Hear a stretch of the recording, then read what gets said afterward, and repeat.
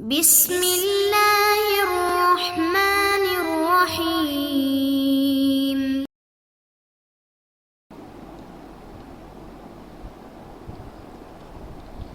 اعوذ باللہ من الشیطان الرجیم، بسم اللہ الرحمن الرحیم، الحمد للہ رب العالمین، والصلاة والسلام علی سیدنا وحبیبنا محمد وآلہ الطیبین الطاہرین۔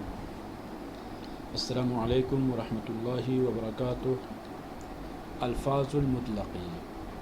دوستان عزیز، مقصد خامس میں ہماری گفتگو مطلق اور مقید کے بارے میں ہو رہی تھی، اور ابھی تک ہم نے مطلق کی تعریف آپ کی خدمت میں بیان کی ہے، اور تقیید کسے کہا جاتا ہے وہ بھی آپ کی خدمت میں عرض کر چکے ہیں، اور مطلق کی تعریف میں موجود نظریات جو ہے مختلف علماء کے وہ بھی آپ کی خدمت میں ہم پیش کر چکے ہیں۔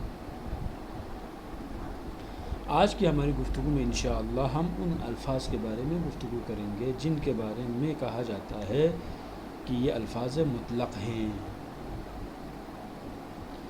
اگرچہ جو مصنف کا اپنا نظریہ تھا اس نظریے کے مطابق ان الفاظ سے بحث کرنا کوئی ضروری نہیں ہے، کیونکہ مصنف نے کہا تھا کہ مطلق کا مطلب یہ ہے کہ اگر کوئی لفظ کسی حکم کے لیے بغیر کسی شرط اور بغیر کسی جز کے بنفس تمام موضوع واقع ہو جائے، اس کو ہم نے مطلق کہا تھا۔ اسی حساب سے ہم نے کہا تھا کہ جزئی حقیقی بھی ہو سکتا ہے، ممکن ہے کہ وہ مطلق بن جائے، لیکن چونکہ علماء کی روش اور ان کی سیرت ان الفاظ کو ذکر کرنے پر قائم ہے، لہٰذا مصنف ان علماء کی سیرت پر عمل کرتے ہوئے ان الفاظ کو آپ کی خدمت میں پیش کرتے ہیں جن کے بارے میں کہا گیا ہے کہ یہ اطلاق پر دلالت کرنے کے لیے وضع ہوا ہے۔ اب ان الفاظ میں سے سب سے پہلا جو لفظ ہے وہ لفظ کیا ہے؟ وہ ہے الفاظ مطلق میں سے پہلا لفظ اسم جنس ہے۔ اسم جنس کے بارے میں جیسے کہ ہم پہلے بھی آپ کی خدمت میں عرض کر چکے، سلطان العلماء سے پہلے اصولین کا نظریہ تھا کہ مطلق جیسے اسم جنس ایسی ماہیت کے لیے وضع ہوا ہے جس میں اطلاق، سریان اور شیوع پائے جاتے ہیں۔ اب دیکھیں، وہ علماء فرماتے ہیں کہ مطلق جو ہے نا اس لفظ کو کہا جاتا ہے کہ جس میں قید اطلاق موجود ہو، یعنی شرط کے طور پر، اطلاق کو شرط کے طور پر بیان کر رہے ہیں کہ ایسا لفظ جس میں قید اطلاق موجود ہو، یعنی قید بھی ہے لیکن قید کا جو متعلق ہے وہ کیا؟ وہ اطلاق ہے، شیوع اور سریان ہے، یہ علماء ذکر کرتے تھے۔ بالفاظ دیگر افراد اور حالات میں شیوع اور سریان کو لفظ کے مدالین میں شمار کیا جاتا، لفظ کے مدالین میں شمار کیا جاتا تھا۔ یعنی پرانے جو علماء ہیں، سلطان علماء سے پہلے جو اصولین علماء گزرے ہیں، ان کا یہ نظریہ تھا کہ یہ جو مطلق ہے اس اطلاق کا تعلق لفظ کے ساتھ ہے، اور لفظ کی دلالت کے اعتبار سے اس کو ہم مطلق اور مقید کہتے ہیں۔ ان کا یہ خیال تھا۔ وہ مدالین لفظیہ، دلالت لفظی کی تعریف پہلے بیان کر چکے ہیں کہ جب واضح لفظ کو وضع کریں کس کے لیے؟ کسی ایسے معنی کے لیے جس کو وہ آگے منتقل کرنا چاہتا ہے۔ مثال کے طور پر اعتق رقبہ، اعتق رقبتاً، یہاں پر کیا ہے؟ یہ جو رقبہ ہے یہ مطلق ہے، یہ رقبہ وضع ہوا ہے کس کے؟ اس رقبہ مطلقہ کے لیے، اس طرح سے کہ رقبہ کے علاوہ اس میں کوئی اور چیز شامل نہ ہو، کوئی قید اور قید اس میں موجود نہ ہو۔ یہ کس کی طرح ہے؟ یہ مفعول مطلق کی طرح ہے۔ اس کی طرح ہے مفعول مطلق کی طرح۔ مفاعل کے بہت سارے قسمیں موجود ہیں، مثلا مفعول مطلق ہے، مفعول اللہ ہے، مفعول معہ ہے، مفعول فی ہے، مفعول بی ہے۔ تو کیا ان میں سے، ان قسموں میں سے ایک قسم کیا؟ مفعول مطلق ہے، یعنی مفعول مطلق وہ مفعول جس میں اطلاق کی قید موجود ہو۔ بس ان علماء نے اطلاق کی تعریف اس طرح سے کی ہے کہ یہ اطلاق کس کی طرح بن رہا ہے؟ یہ اطلاق مفعول مطلق کی طرح۔ یہ مفعول مطلق یہ جو ہے وہ انشاءاللہ آپ نحو میں پڑھ چکے ہوں گے اس کی تعریف کیا ہے۔ مثلا آتے رقبہ میں رقبہ کو مطلق رقبہ کے لیے وضع کیا گیا، لیکن شرط ہے کہ اس میں قید اطلاق موجود ہو۔ اس قسم کے اطلاق کو ماہیت لا بشرط قسمی کہا جاتا ہے، کیونکہ اس میں اطلاق موصول اللہ کا حصہ ہے۔ ماہیت کی قسمیں، اب ماہیت کی جو ہے علماء چند قسمیں بیان کرتے ہیں۔ ایک ہے ماہیت لا بشرط مقسمی، بنیادی طور پر ماہیت یا قسمی ہے یا مقسمی ہے۔ یعنی جب بھی آپ کسی چیز کے لیے کوئی لفظ وضع کرتے ہیں تو اس وقت دو صورتوں سے خالی نہیں ہے. یا پہلی صورت یہ ہے کہ آپ اس ماہیت کا تصور کرتے ہیں کسی بھی چیز کی طرف نسبت دیے بغیر جب کسی چیز کو آپ لحاظ کریں گے اس کو کہتے ہیں ماہیت لا بشرط مقسمی. یعنی اس ماہیت کا تصور کرتے ہوئے اس ماہیت کو لحاظ کرتے ہوئے آپ نے کسی چیز کی طرف بھی توجہ نہیں کی ہے, کسی چیز کو لحاظ نہیں کیا, تمام تر توجہات کس کی طرف ہے؟ اسی ماہیت کی طرف ہے, اس کو کہتے ہیں لا بشرط مقسمی.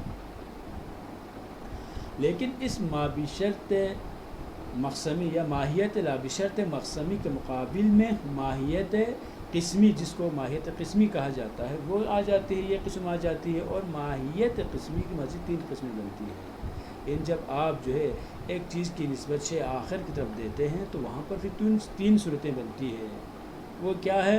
مثلا یا تو اس شے آخر کا اس ماہیت کے لیے ہونا ضروری ہے, یا وہ شے آخر اس ماہیت کے لیے نہ ہو یہ ضروری ہے, یا ہونا اور نہ ہونا دونوں برابر ہے, کوئی فرق نہیں کرتا. مثال کے طور پر اگر کوئی کہتا ہے زید کا اکرام کرے, تو یہ جو زید ہے, زید کی جب ہم نسبت دیتے ہیں عدالت کی طرح, تو یہاں پر کیا ہے؟ زید کے اکرام کرنے کے لیے کیا عدالت کا ہونا ضروری ہے؟ اگر آپ کہتے ہیں جی زید کے اکرام کے وجود کے لیے زید کا عادل ہونا ضروری ہے, یعنی عدالت کا ہونا ضروری ہے, تو اس کا مطلب ہوا ہے کہ یہ ماہیت بشرط شیء ہے, یعنی اس اکرام کے لیے زید کا عادل ہونا ضروری ہے. بس زید اور ہے, ماہیت زید, اور ادھر سے عدالت اور چیز ہے, بس عدالت کا ہونا, یعنی یہ اس کو کہتے ہیں ماہیت بشرط, ایسی ماہیت جو کسی شے کے ساتھ مشروط ہے.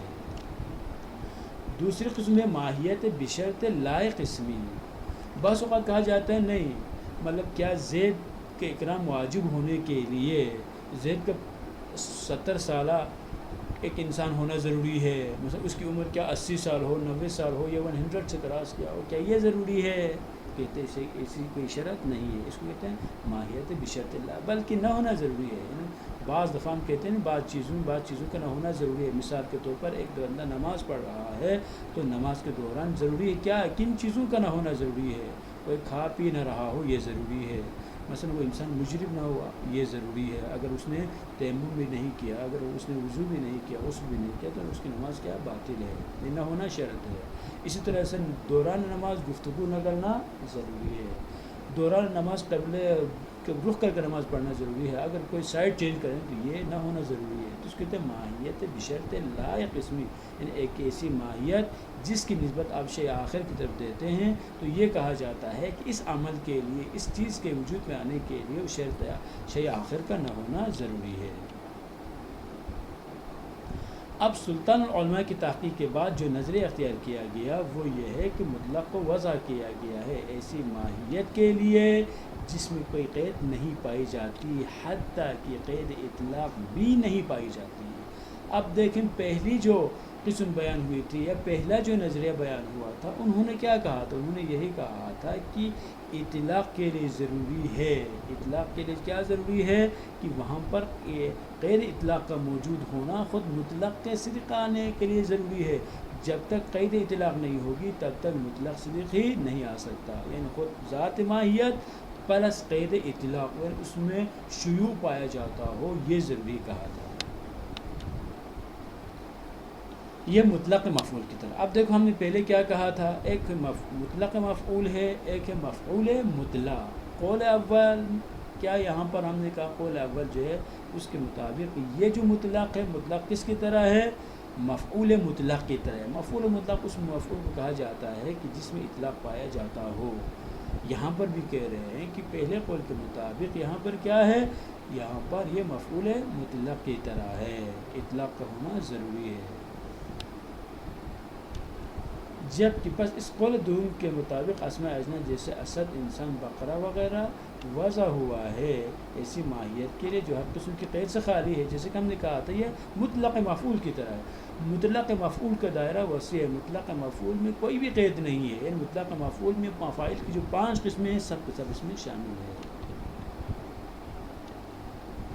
اب ہم بڑھتے ہیں آج کے سوالات کی طرف. اس میں جنس کا موضوع اللہ کے بارے میں متقدمین کا نظریہ تعریف کریں. یعنی متقدمین سے مراد سلطان علماء سے پہلے والے جو علماء ہے ان کو کیا کہا جاتا ہے؟ متقدمین کہا جاتا ہے. ان لوگوں نے کون سا نظریہ اختیار کیا تھا یہ بیان کریں. دوسرا سوال اسم جنس کے بارے میں سلطان العلماء کی تحقیق بیان کریں. خود سلطان علماء نے جب تحقیق کی تو اس کی تحقیق کے نتیجے میں جو نظرے وہ اختیار کرتے ہیں آپ اس کو بیان کریں. اس کی تحقیق کیا کہتی ہے؟ کیا ان کی نکاح میں بھی وہی تعریف دروس مطلق جو متقدمین بیان کرتے رہے ہیں یا ان کے نظرے کے مطابق وہ تعریف صحیح نہیں ہے؟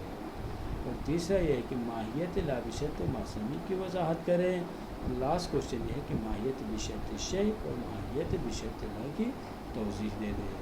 وصلی اللہ علی سیدنا وحبیبنا محمد وآلہ الطاہرین. السلام علیکم ورحمۃ اللہ وبرکاتہ.